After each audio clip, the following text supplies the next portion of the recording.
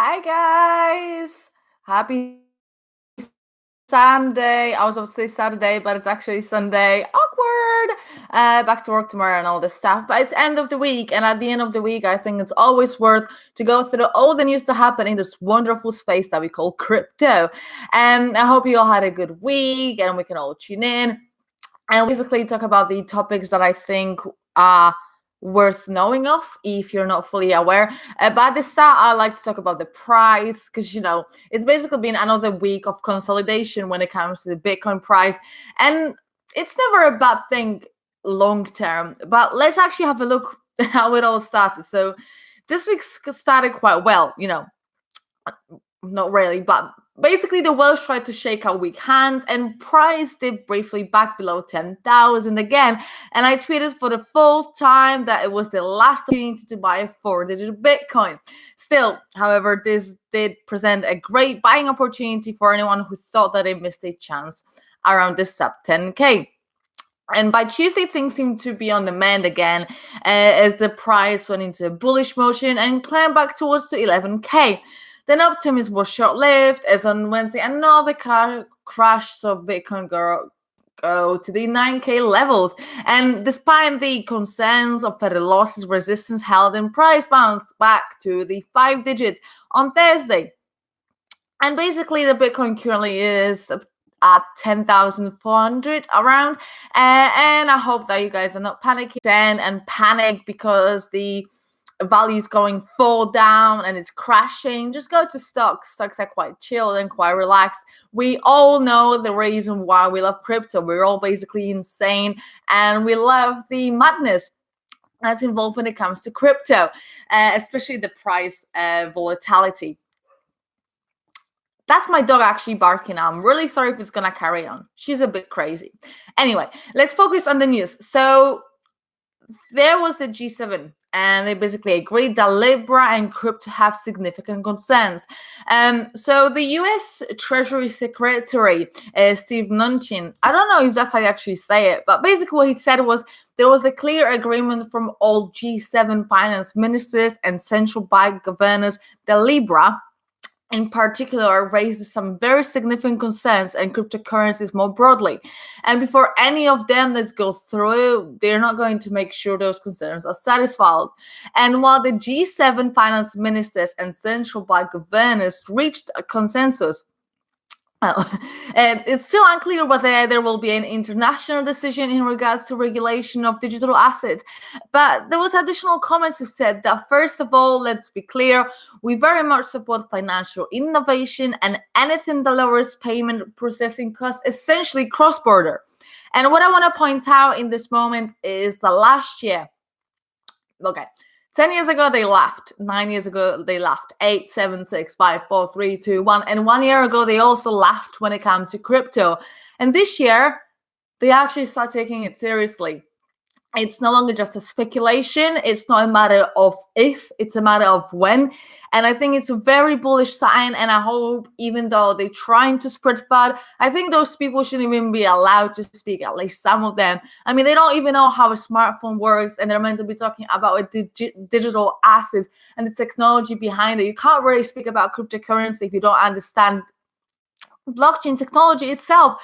So I'm basically a bit skeptical about the people that are talking about it, but the fact that they're realizing that crypto has the potential and it can actually be a disruptor, and it's not a matter of if but when, is a very bullish sign. And I hope you guys are agreeing with me on that matter.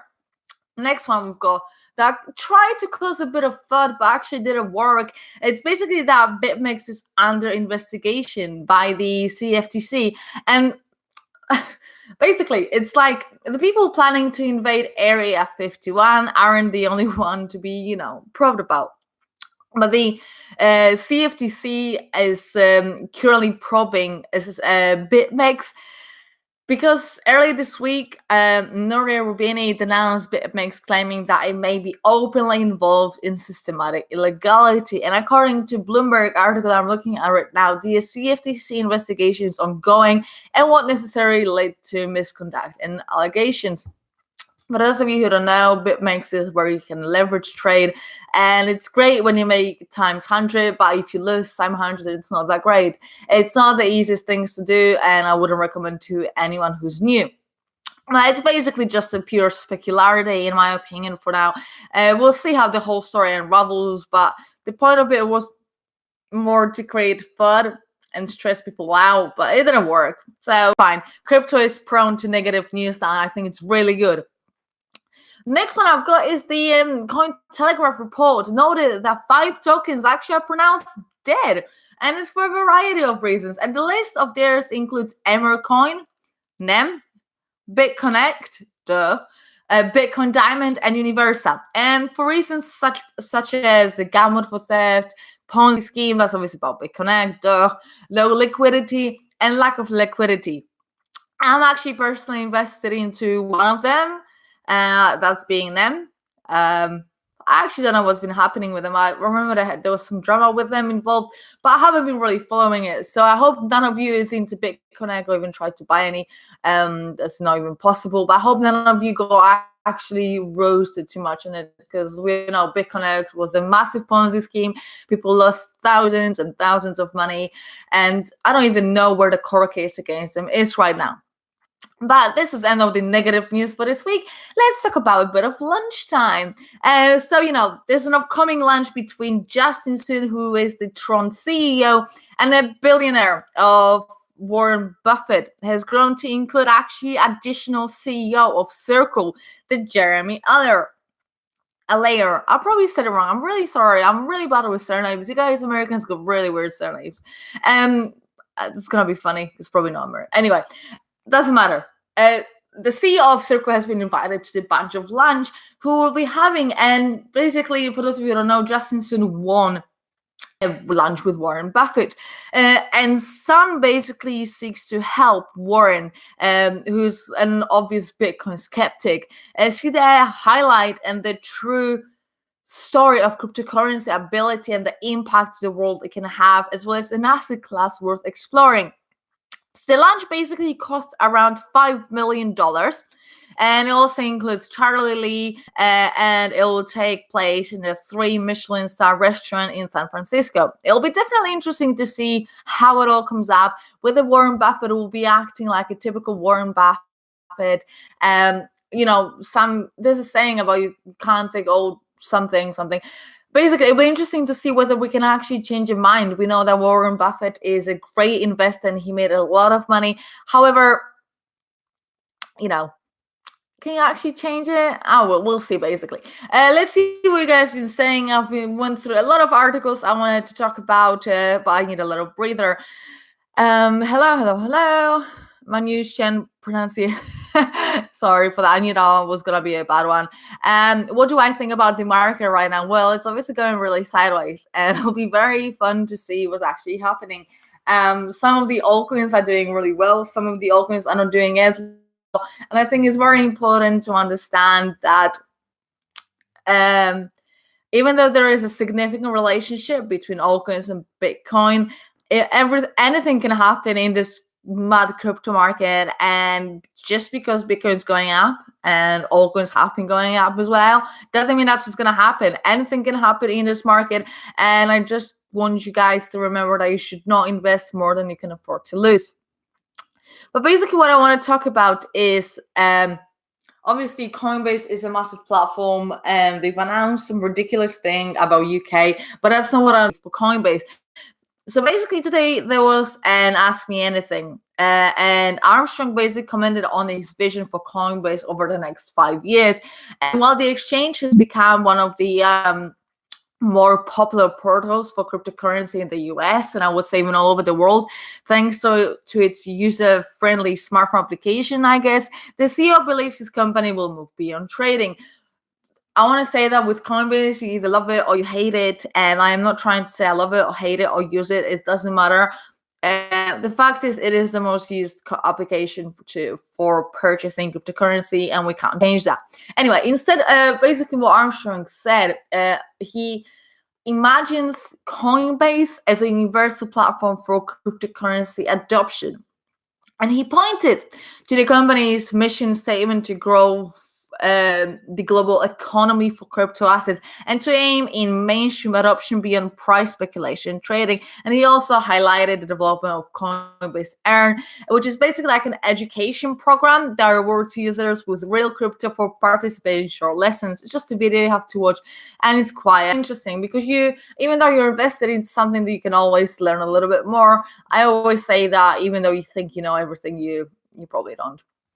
I also wanted to talk about Deutsche Bank, but basically, I don't know if I want to talk about the bank, but basically, I'll quickly mention what's happening. So the Deutsche Bank is basically the largest banking service group in Germany with well over $1 trillion of assets, I'm pretty sure, and it has been a major source of concern for international investors, economists, and policymakers for more than a couple of years now.